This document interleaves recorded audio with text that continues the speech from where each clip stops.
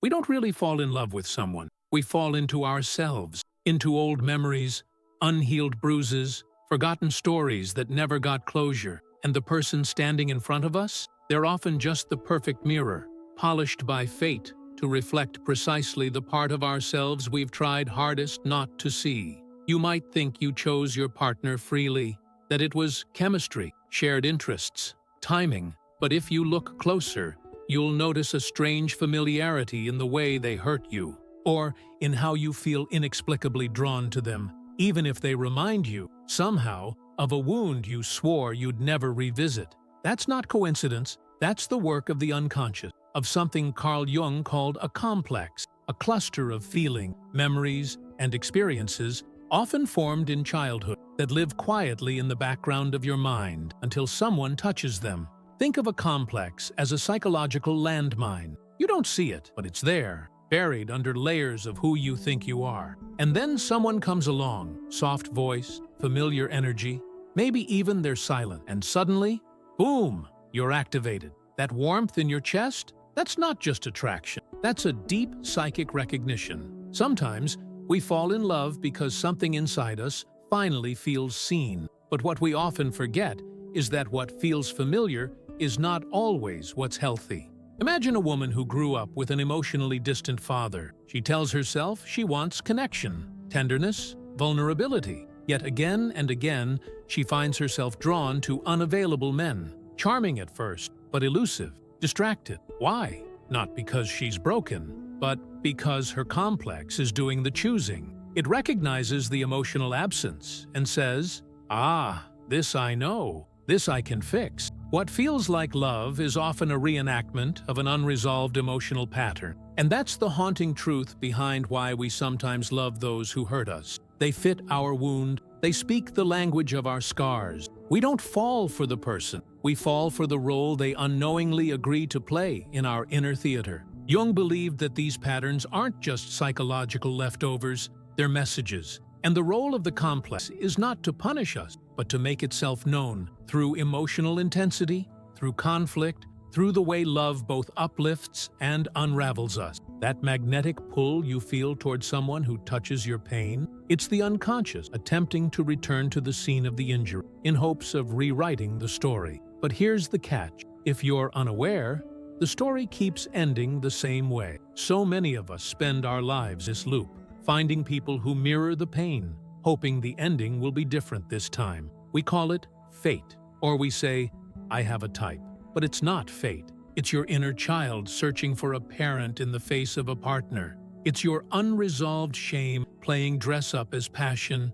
It's your need to heal disguising itself as a need to love. These complexes have their own gravity. They're not logical, and they're rarely obvious. A man who felt smothered by a controlling mother might grow cold and distant in relationships, not because he lacks emotion, but because he fears being consumed. Without realizing it, he may be drawn to partners who demand affection, unconsciously recreating the dynamic he's trying to escape. And when he pulls away, his partner feels abandoned, rejected, activating her own complex, perhaps from a childhood marked by emotional neglect. Now, both are no longer arguing about the present. They're children in adult bodies, fighting ancient battles with new faces. And yet, if we look deeper, there's something sacred unfolding. Because in these moments of conflict and intensity, something else is happening beneath the surface. We're being given a choice, a chance to recognize the familiar pain,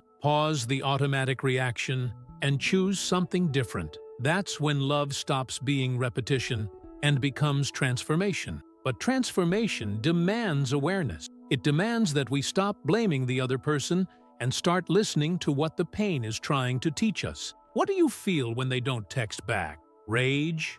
Panic?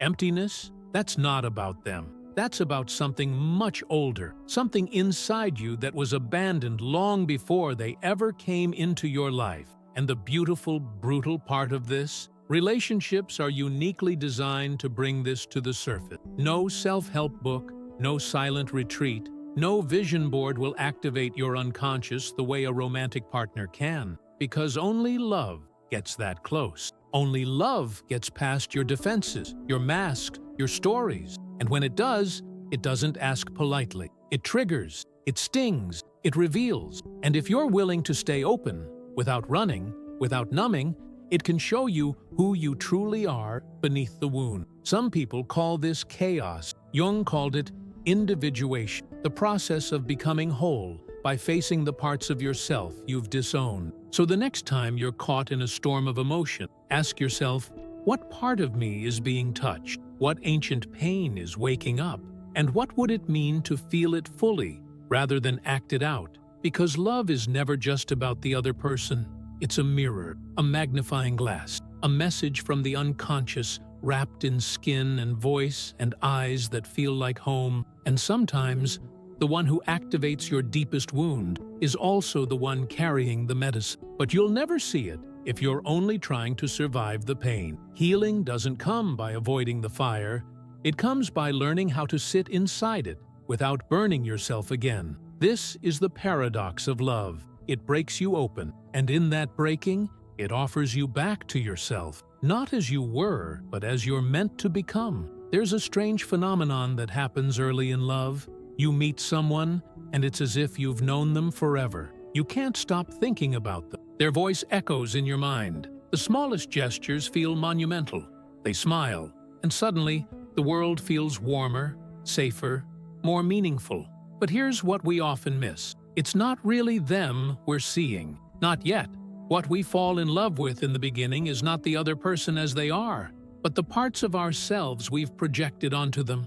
Our longings, our ideals, our unmet needs, our forgotten dream, and most powerfully, our wounds dressed in fantasy. Carl Jung called this psychological process projection, and it's one of the most potent and mysterious forces in human relationships. When you meet someone who stirs something deep inside you, it's rarely a blank slate reaction. It's your psyche saying, "There's something in you that belongs to me, even if I don't fully understand why." Think about how quickly we assign meaning to someone new. He makes me feel alive. She sees me like no one else does. It's like we're meant to be. These aren't just poetic declarations. They're evidence that something inside you has leapt onto them, painting them with the colors of your inner world. Projection is how the unconscious speaks when words aren't enough. It's how a woman who never received affection from her father ends up seeing divine safety in a man's embrace, even if she's only known him for a few weeks. It's how a man who grew up unseen is captivated by a woman's attention, mistaking her gaze for salvation. We don't see the other.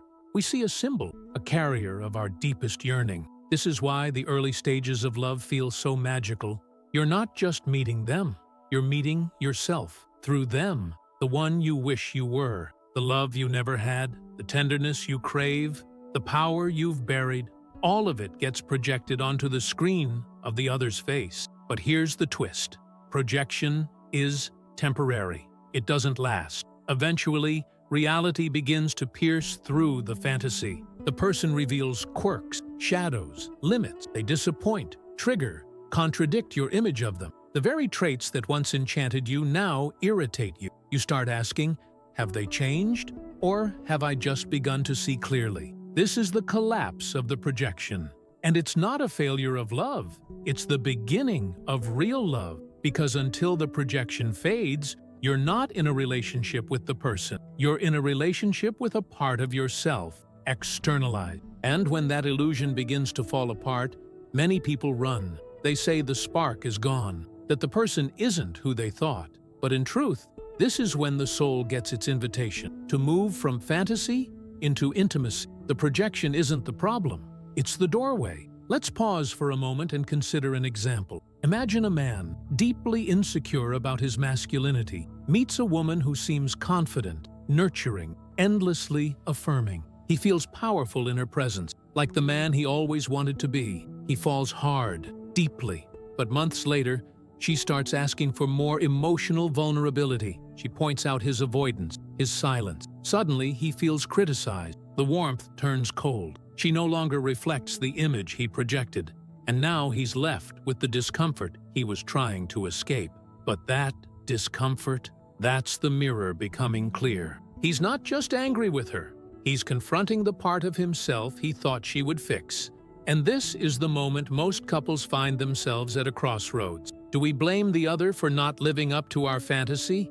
Or do we look inward and ask what the fantasy was trying to protect? Projection is not inherently negative. It's a psychological mechanism meant to bring us face to face with the inner contents we haven't integrated. We fall in love with our own unclaimed parts, and the relationship, if we're willing to go deeper, becomes the place where those parts are slowly revealed, tested, and sometimes healed. There's a reason fairy tales often begin with enchantment and end with disillusionment, because the spell has to break. And when it does, something more meaningful has the chance to emerge. But disillusionment hurts. It feels like betrayal, like something has been taken from us. And in a way, it has. Our fantasy, our safety, our inner child's dream that someone would finally love us enough to make the pain disappear. And yet, what if that pain isn't a sign the love was wrong, but that it's starting to go deeper? In Jungian terms, projection is the psyche's way of encountering the self. The traits you admire in someone else, strength, creativity, calmness, are often the very traits lying dormant in you. When you fall for someone, you're not only reaching toward them, you're reaching toward a lost version of yourself, the version that dares to love, to feel, to risk. So when the projection starts to fade, it's not the end, it's the beginning of a more conscious connection. If both people are willing, the image may dissolve, but what remains is the raw material of truth, the opportunity to meet the other not as savior or symbol, but as human, flawed, beautiful, maddening, and real. This is where love becomes a crucible, a space where what is unreal burns away, and what is true has the chance to emerge. Not just about them, but about you. Because sometimes the greatest act of intimacy is not loving who the other person appears to be, but staying long enough to meet who they truly are, and through that, discovering who you truly are as well. This quiet unmasking, this gentle descent into reality, is not the death of romance. It's the soul stepping out from behind the dream, asking, "Can you love me now, even without the illusion?" And if the answer is yes, something extraordinary begins to take shape.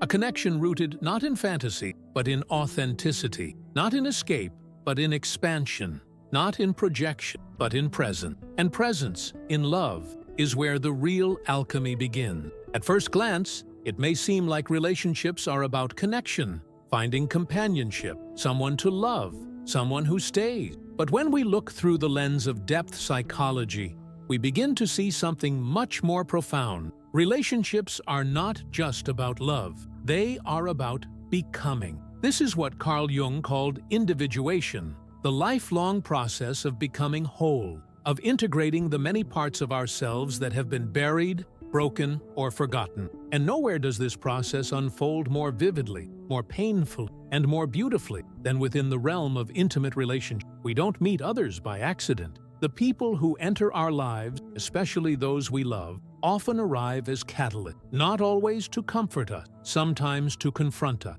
not to complete us, but to reveal the parts we abandoned long ago. Think of love not as a destination, but as a mirror, and not a gentle one. A mirror polished by closeness, where your fears, your shadows, your unresolved stories all come rushing to the surface. You'll know it's working when it doesn't always feel good, when their words trigger something sharp in you, when you find yourself reacting with disproportionate emotion, tears, silence, rage, and you can't explain why. What's happening in that moment isn't dysfunction, it's activation. Your psyche is responding not to the person in front of you, but to the deeper layers they're touching. And here lies the hidden power of relationship.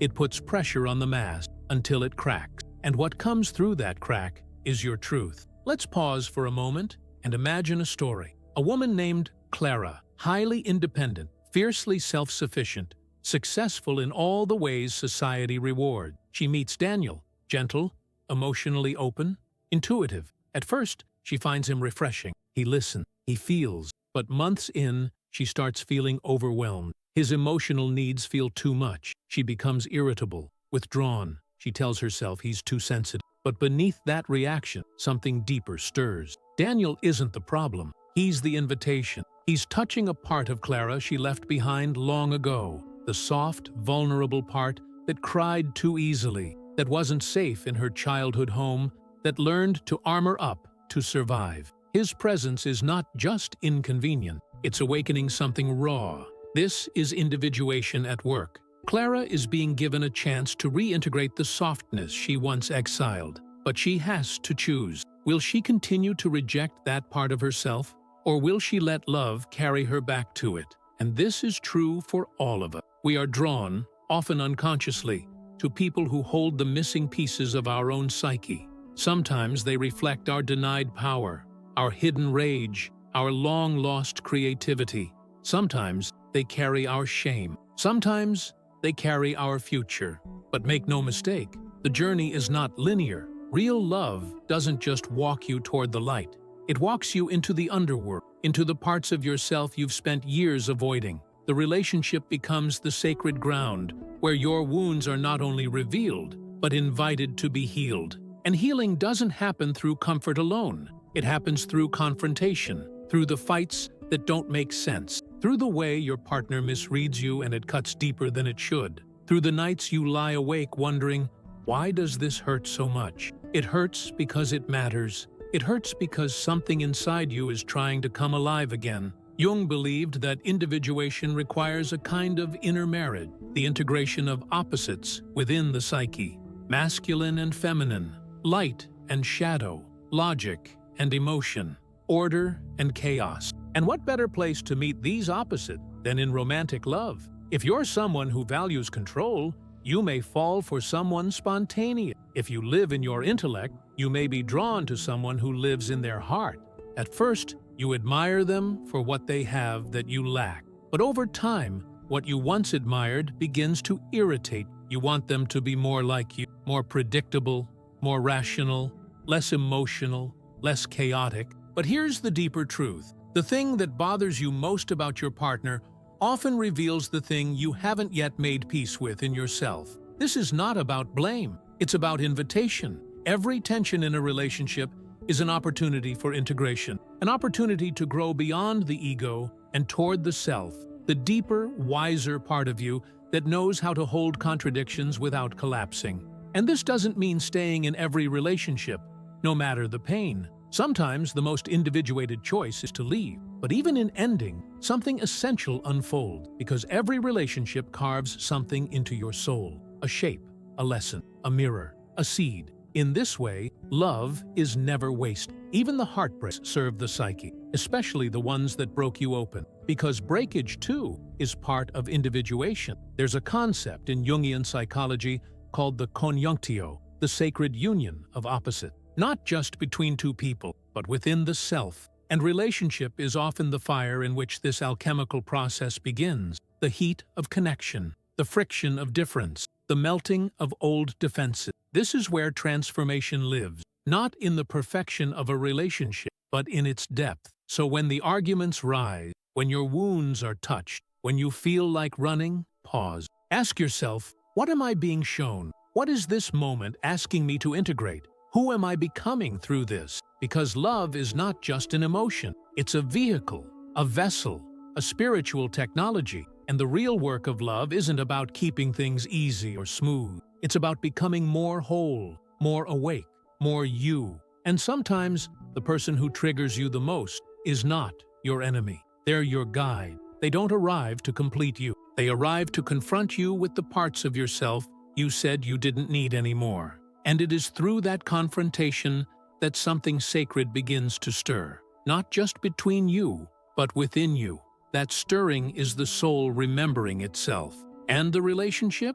It's simply the stage where that remembering unfolds, moment by moment, one sacred tension at a time. We often speak of love as something that saves us, as if meeting the right person will finally make us feel whole, secure, worthy. But what if love isn't meant to save us at all? What if its deeper role is to create space, a sacred container, where the most fragile parts of us can finally breathe? Healing in love doesn't come from being fixed. It comes from being held, and not just held in a physical sense, but emotionally, psychologically, even spiritually, to be met in your most unguarded state and not turned away, to be listened to without being edited, to show your scars without being shamed. That's the love that heals, and it doesn't arrive with fireworks. It arrives quietly, often unnoticed, in the smallest moments. In Jungian terms, when we find ourselves in a conscious relationship, one where both individuals are willing to confront their shadows and hold space for one another's inner wound, we step into a realm that goes beyond romance. We enter something sacred, a relational crucible, where healing is not only possible, but inevitable if we are willing to stay with the process. Let's imagine a couple, Lena and Raphael. Lena has always felt too much, too emotional, too intense. Growing up, every time she cried, she was told to calm down, to be quiet, to stop being dramatic. Over time, she learned to hide her feelings behind a polite smile and a calm voice. But beneath the surface, the storm never stopped. Then she meets Raphael. He listens without interrupting. He doesn't flinch when she gets overwhelmed. He asks what she's feeling and stays, even when she doesn't have the words. For the first time, her nervous system begins to soften. Her emotions, once unbearable, begin to move. And with every tear that he doesn't try to stop, a deeper message forms in her psyche. I'm not too much. I'm allowed to exist. This is relational healing. Raphael, consciously or not, is acting as a container, a grounded presence that allows Lena's internal chaos to surface without judgment. He's not solving anything, he's just holding. And in that holding, Lena is relearning something her childhood never taught her, that her emotions aren't dangerous, and she doesn't have to earn safety by silencing herself. This kind of love doesn't happen by accident. It requires awareness. It asks for emotional maturity, for both people to understand that love isn't about perfection, it's about presence. But the beauty of this kind of connection is that healing isn't always in the grand gestures. It's in the tone of voice when someone is triggered. It's in the pause before responding. It's in the willingness to stay curious instead of defensive.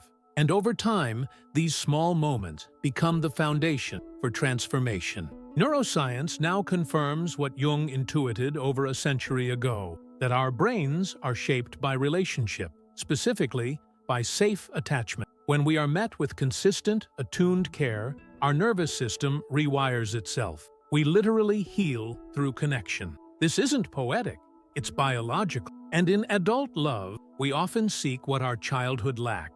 Not just affection, but attunement. That's why many arguments in relationships have little to do with what they appear to be about. It's not about the dish left in the sink or the unanswered text.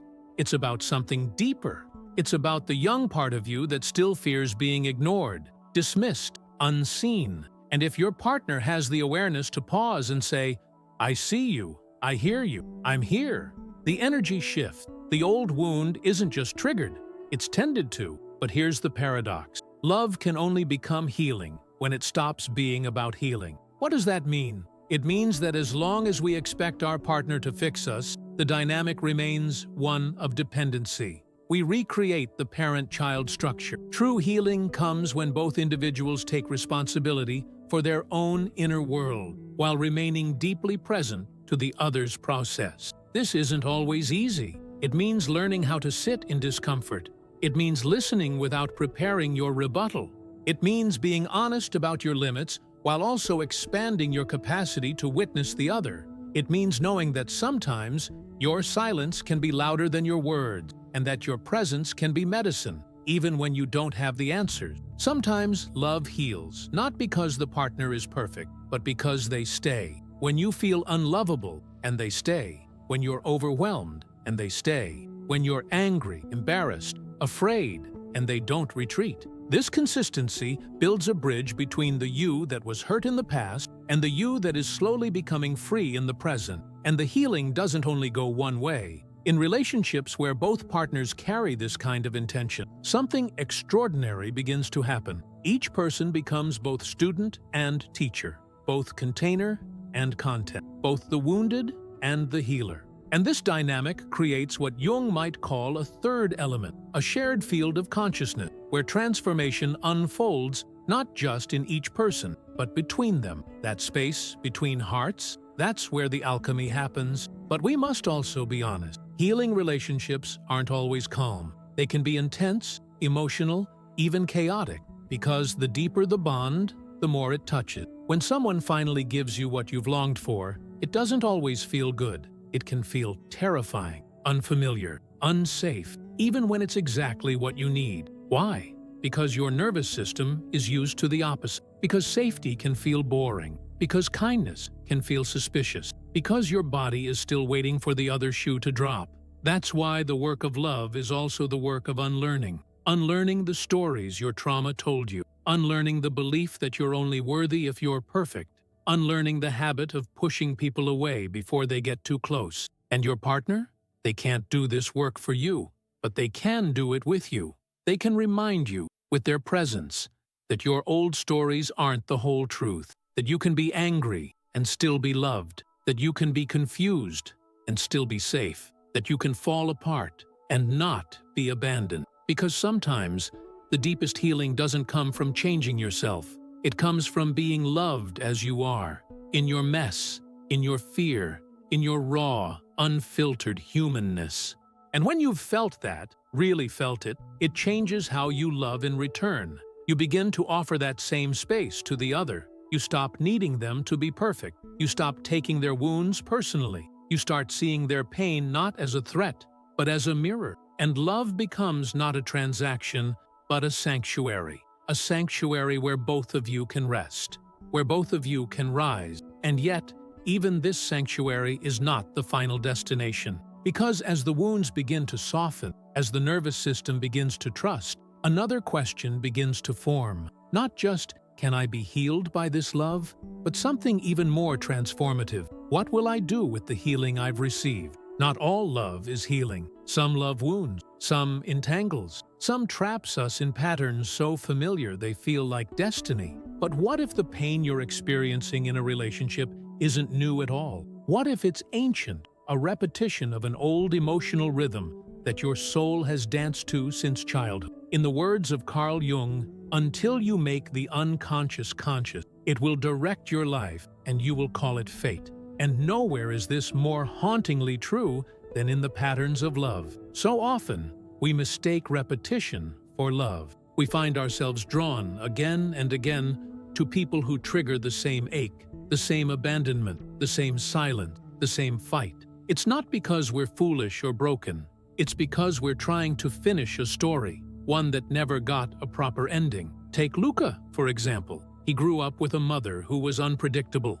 One moment, loving. The next, withdrawn. As a child, he learned to anticipate her moods, to work for affection, to tiptoe in search of safety. He never knew when love would vanish, and so he learned to chase it. Years later, he falls in love with women who keep him guessing. They respond one day, disappear the next. They withhold affection, then flood him with attention. And each time, Luca feels alive, as if he's found the woman who will finally stay. But the more he chases, the more exhausted he becomes. And yet, he can't stop. Why? Because his nervous system doesn't recognize calm as love. It only recognizes familiarity. And the familiar, even when painful, feels like home. This is how trauma shows up in love, not just through dramatic events, but through silent repetitions, through patterns that feel magnetic, irresistible, even fated. And unless we interrupt the cycle, we often end up building relationships on the foundation of our wounds, not our truth. But identifying the pattern is only the beginning. The real challenge is breaking it. And breaking it feels like death. Not a physical death, but an egoic one. The death of the fantasy. The death of the belief that this time, the outcome will be different. The death of the inner child's hope that if we love hard enough, perfectly enough, persistently enough, we'll finally be loved the way we needed back then. When we realize this, something inside us grieves, because it's not just the relationship we're letting go of, it's the version of ourselves who believed that love had to hurt. That grief is sacred. It's the threshold between unconscious repetition and conscious transformation. And yet, many people fear this grief so deeply that they stay in relationships that shrink them, that confuse love with chaos, that call control protection, and silent peace. They stay because leaving means facing a deeper truth. I don't know how to live without this pain. And that's where the real work begins. Because healing is not just about choosing a new partner. It's about choosing a new pattern. It's about becoming the kind of person who no longer confuses instability with passion, who no longer tolerates being triggered as a sign of growth, who no longer abandons themselves in the name of attachment. This shift is both internal and relational. It requires reparenting the self, becoming the stable, loving, attentive presence we once needed from others. And this takes time. It takes awareness. It takes gentleness. It also takes boundary. Many of us fear setting boundaries because we've confused them with rejection. But a boundary isn't a wall. It's a doorway, a clear signal of where you end and another begins. Without boundaries, we don't relate. We merge. And in that merging, we lose the ability to discern whether we are being loved or simply tolerated. So, what does it look like to break the cycle?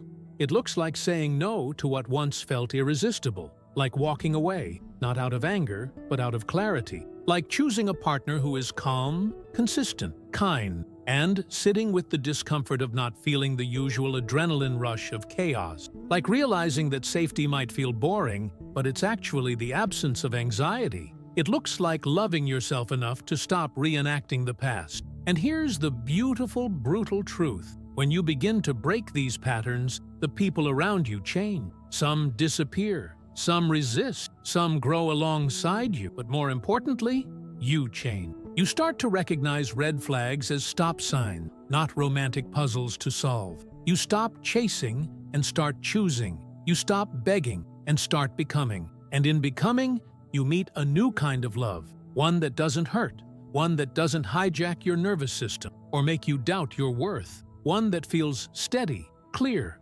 present. It may not have the drama of your past, but it has something better: truth. And the truth is this: real love doesn't trigger your wounds just to reopen them. Real love meets your wounds with awareness, with care, with reverence. It doesn't force you to heal. It offers a mirror and an invitation. You can choose differently now. It's not easy, but it's possible. And you don't need to wait for the perfect partner to begin. You can begin today by noticing your pattern, by feeling your grief, by honoring your need, by rewriting the story. Love may have hurt you before, but it can also become the place where you finally come home, not to someone else, to yourself. And if this journey speaks to your heart, if you've seen yourself in these words, if you're ready to explore love not as a fantasy, but as a path to truth, then I invite you to stay connected. Subscribe to the channel for more deep, soul-centered reflections like this, and share this video with someone whose heart might need it today. Your story matters, and you never know who it might help unfold their own.